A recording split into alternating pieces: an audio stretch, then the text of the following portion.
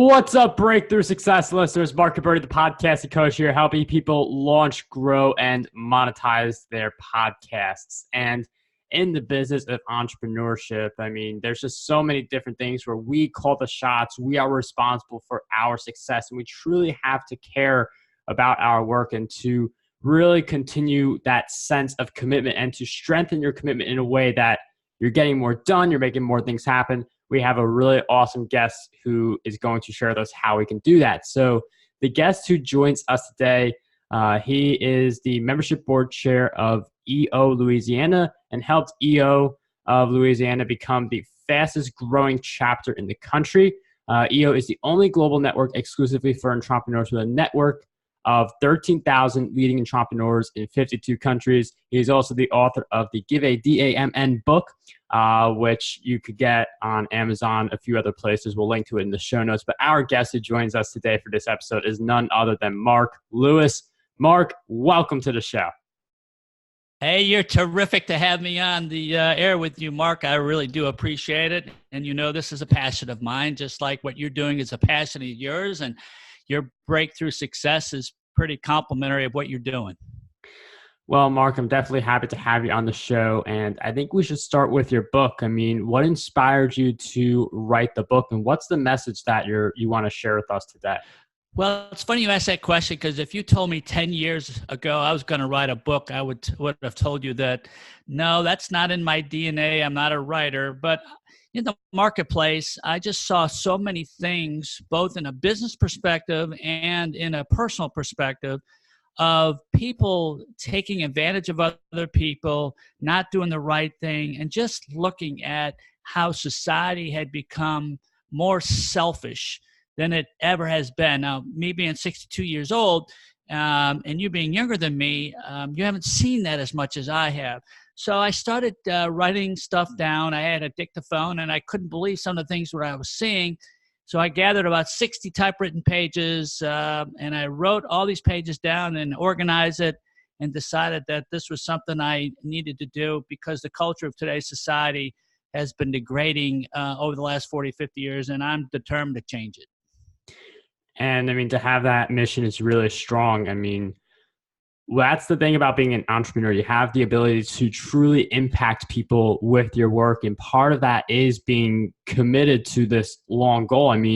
It's cool to say that you have this goal to do something, but look at Mark. He's actually he's written a book on it. He's really passionate. He's really taking action to make that goal happen.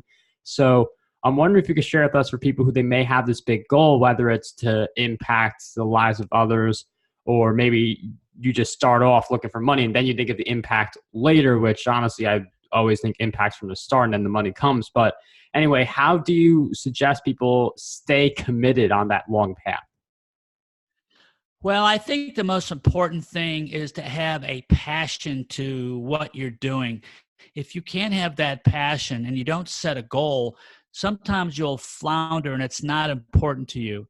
By having passion and by setting a goal, you're going to have a lot of obstacles and roadblocks. Same with what I had when I wrote my book. You have the situations and challenges that you need to overcome. And the people who have the guts and the power to be able to overcome that and drive towards that passion is really the key to success. I've had it all my life. I started some businesses. They were challenging. I redirected myself, knew I could get this stuff done. And I'll tell you what, you don't have to be that smart. Boy, if you have the drive and passion, you're going to succeed. Look, I've hired some really smart people in the past. They don't have much passion. I'd rather take someone who's got drive and passion, doesn't have all the expertise, because you can teach that expertise to be successful. Yeah, that's a really great point. If someone has the drive, you can teach them.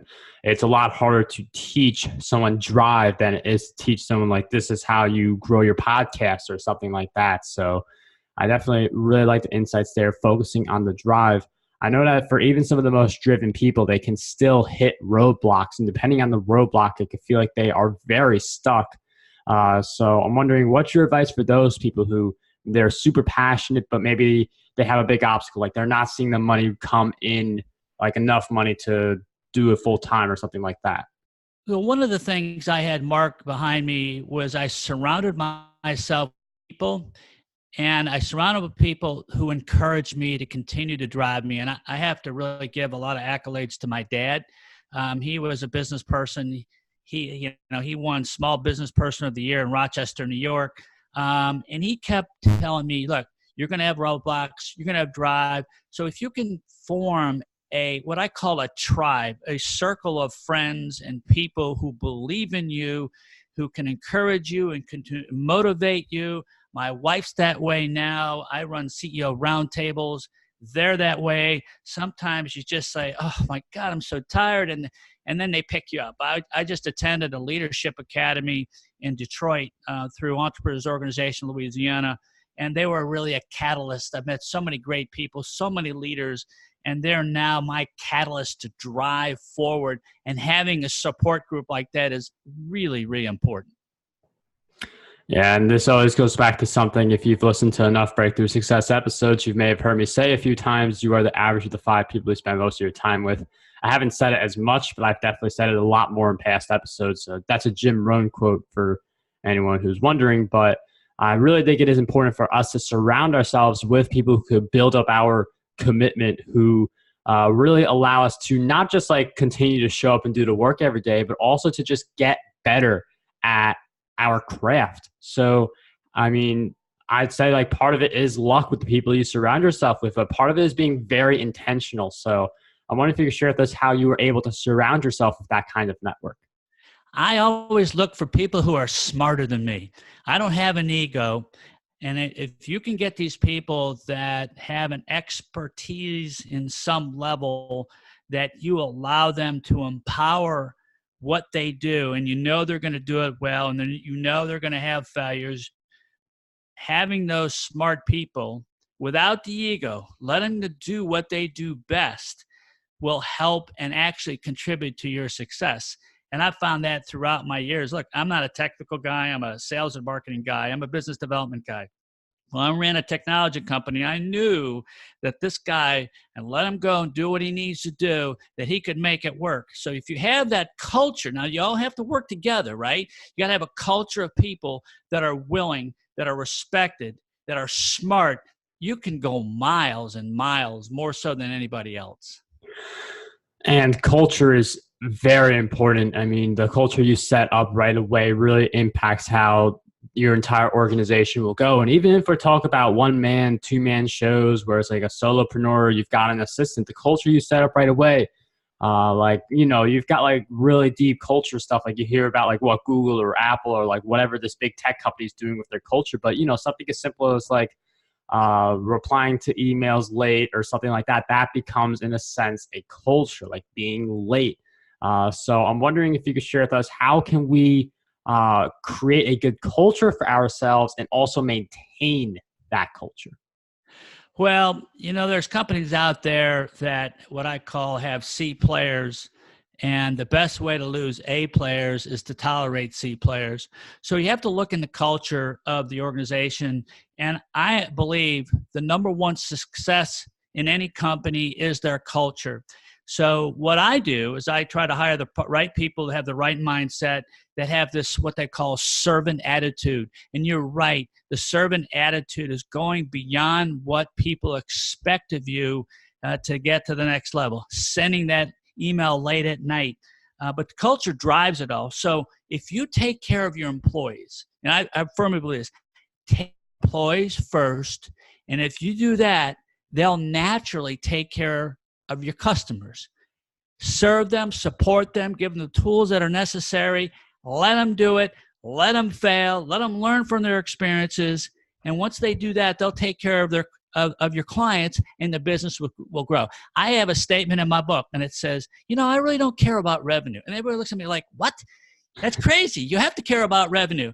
No, you care about customer service. And guess what? If you provide really good customer service, quality products, the revenue will take care of itself. And that's a really great emphasis where, the customer service is really important. And it's something that people forget about. People just think growth. They think about getting the next client, getting the next person to buy your book. But one of the hidden opportunities is to really treat your customers with such care and being super supportive of them, and being able to really answer your questions quickly. But at the same time, a company does need to grow to reach new customers. So what's your advice for balancing this act of getting new customers into a business and giving your existing customers the support so that they become loyal customers? Everybody thinks that they provide good customer service, and it's responding to the customers and doing those kind of things. What sets you apart is the little things. These little things go beyond what anybody would think. A simple little thing is, instead of sending an email, I'm going to send a handwritten note to somebody, a customer. I'm going to call them up and say, hey, how you doing? Just want to see, I haven't talked to you in a couple months. I just want to see, how are things going? But the little touches are so important. I have a customer that sends cookies regularly. You remember that more so than a situation where you have, which is normal. Go do the little things. Like, for instance, I remember pulling up to a bank, and the bank closes at 5. A lot of people would say, I'm sorry, we're closed, right? But this was security guard. It was 5 after 5. I wanted to make a deposit. He let me go through. Most people wouldn't do that. That's just like, wow, that's really cool. So get outside the box, think what you can do differently, and contribute to other people's happiness and success by doing the little things. And I really like your example of the security guard letting you in 5 minutes after close time. And I think that's a really great example, because it's very status quo to say, okay, 5:01, we're closed. Like, you can't come in even if you're like, because I've seen this happen to people where it's like, you show up 1 minute after the close time and you're done. You can't get in. Now, it's not like you stay open for 3 hours, but if it's someone who's just like 5 minutes late for something that, I don't know, for you maybe took like 5 or 10 minutes, not too much time. I mean, the fact that you brought that example into the conversation, that's the kind of word of mouth that results in businesses being able to grow beyond your capabilities. Like, you can only do so much with your audience. It's when you get other people talking about your business, spreading the word, where it really starts taking off. When you think about it, it's the best form of marketing too. So if the door closes, and even if it's 30 seconds before 5, the door closes and the guy's ruffling you, he doesn't let you in, you're going to remember that. And guess what? You're going to tell other people that. Yeah. When someone accommodates you after that, you're going to tell people that too. But you're more inclined to tell people what you didn't get and how the service was bad versus what you did get. So it's a great referral type thing. And the more you do those kind of things, the more you're going to brand yourself and the more success you're going to have. I just love people when they go outside the boundary to do something different. And guess what? The best way, when someone does that in your organization, reward them. Give them an attaboy. Give them a $25 gift certificate, or give them a plaque said, this guy had an attaboy. We really appreciate the service and support. And guess what? Everybody else wants to say, well, I want to get attaboys. So they can step up too. And again, even if you're just a solopreneur, or you just have if you have just one virtual assistant, just giving that person like a $25 Amazon gift card when they go above and beyond for someone, or even in your case, just like being able to give yourself that pat on the back. Like, it's harder to buy yourself a $25 Amazon gift card, but just really acknowledge when you go that extra mile for the customer. And if you don't do that for yourself, then chances are that customer will do it for you. And for a lot of people I know, like, their business, like they get people like through a bunch of different ways, but eventually it's like, all my business comes from referrals. And that's what a lot of people will say, especially if you have a service-based business. A lot of it comes from referrals, and that's just through really good service. Yeah, Mark, you touch on a point that's really a big emphasis in my book, and that is when we do things like, I make this, I told you about this. You walk across the street and you kick a rusty nail. Most people wouldn't pick it up. But if it was in the middle of your driveway, what would you do? you would pick it up. You know why? Because now you can internalize something that affects you. And when you do that, you call what I call you give a damn, right? And it's really what's built in my book.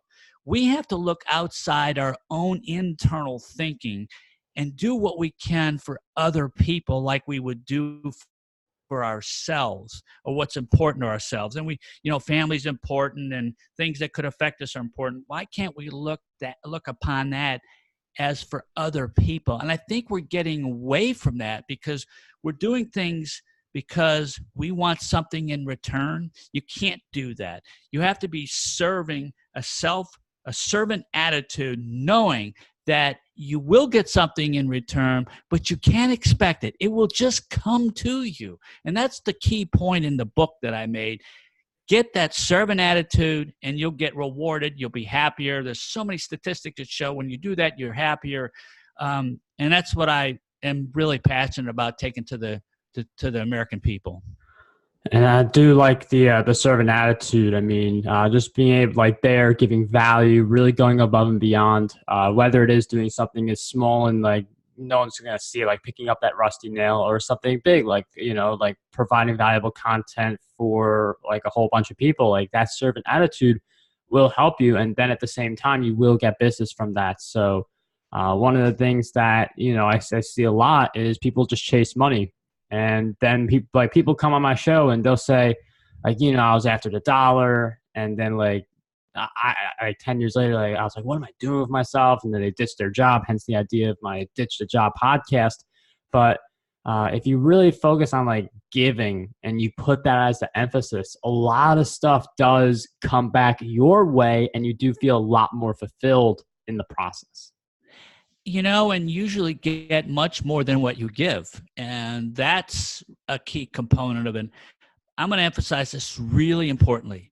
You give without expectation in return. That's your servant attitude. When you start expecting it, that's when you become selfish. It's where you will learn over time that it's not to your benefit.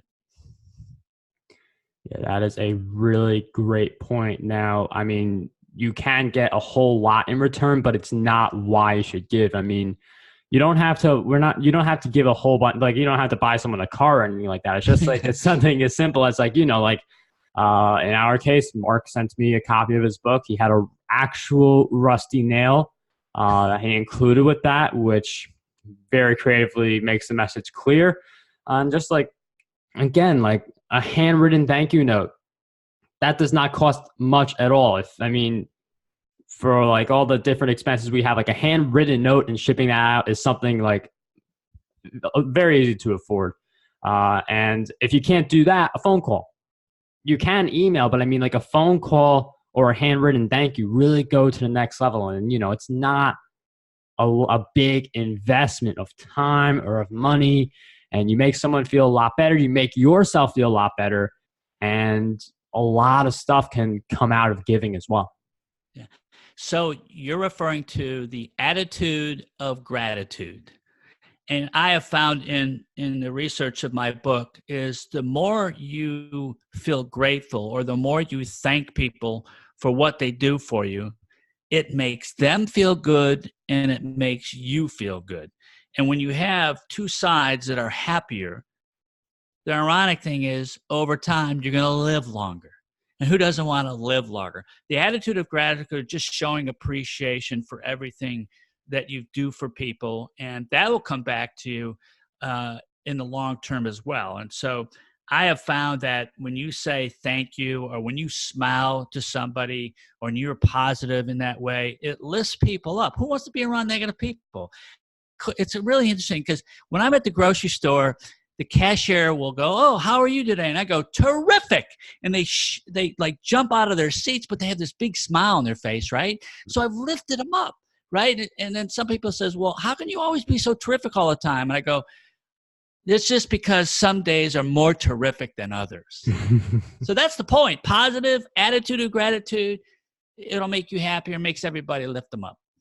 Yeah, I mean, I love that sense of positivity. I mean, you treat others positively. That comes back to you, and that will having that positive mindset and being happy about your life and happy about your work will foster that commitment to your work, because sometimes the reason people get burned out, I don't think it's entirely because they take on too much work. It's because they lose the love, they lose the joy, they lose the positivity around that work. So you could be a loving, joyous person, but if you lose those things around your work, that is what I believe really causes a lot of the burnout. So if you apply this, it will be easier for you to fully commit to your work, and burnout will be a lot less common.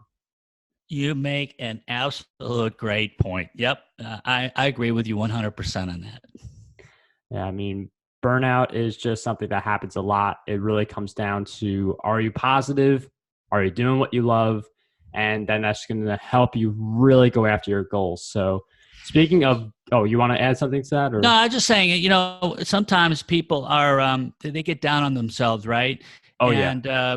You're like, how am I going to pick myself up? A lot of times you just have to go in front of in the mirror and just smile. Look at yourself, smile, and that just kind of it looks weird, right? You're smiling at yourself in the mirror, but it lifts you up, right? And so it's like, go look yourself in the mirror.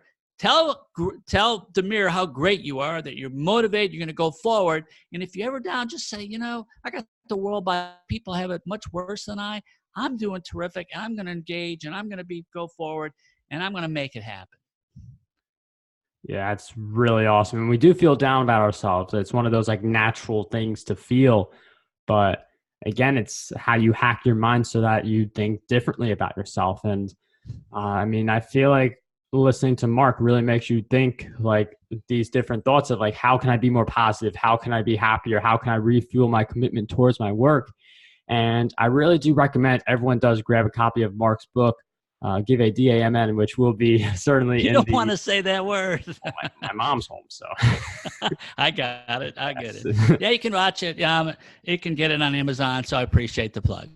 Yeah. So, is there anything else, like any of your other work that you want us to know about, or anything like that before we? Well, one of my goals is for people, they can get on the website, go to giveadamnbook.com. It's funny you asked that, because, a lot of people might be offended by that word. And I asked my mom, who's passed away about 6 years ago, and I even asked the good Lord, the word may be offensive to some people. And I got back a statement from both God and my mom. And my mom said to me, she said, you're not using that word in vain. You're using it in a good purpose. So don't feel offended that if someone says that word, that they should be offended by it, because what you're doing is the right thing. You're lifting society. I want people to go to my website, giveadamnbook.com, and go take the American Accountability Pledge. And that pledge is, I will do the right thing. I will serve others like I would want to be served. I will take responsibility. I'll be accountable. All these things that bring us up is what I want them to do and to engage. I want 1 million people to sign this American Accountability Pledge. And then what happens? Then I go to Congress, because I've done the Congressional Accountability Pledge, and I've sent it to all those people. And guess what?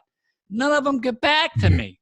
And so now that since they're not getting back to me, I'm going to get the Americans to agree, hey, we got to go forward. And I got some really strategic things I'm getting ready to do to make it a real important thing, because, we know Congress is not very well thought of. And the reason why is because they're very self-centered. They're all about power. They're all about money. We got to change that attitude. Well, for anyone who wants to keep up with this definitely exciting mission, many different paths this can take. Definitely keep following Mark's work. Definitely get his book as well. All this stuff will be in the show notes. But once again, Mark, thank you so much for coming on the show. It was such a pleasure having you on Breakthrough Success. You're doing a great job. You're doing great work, and I really appreciate you having me, and I'm sure we'll be talking again real soon.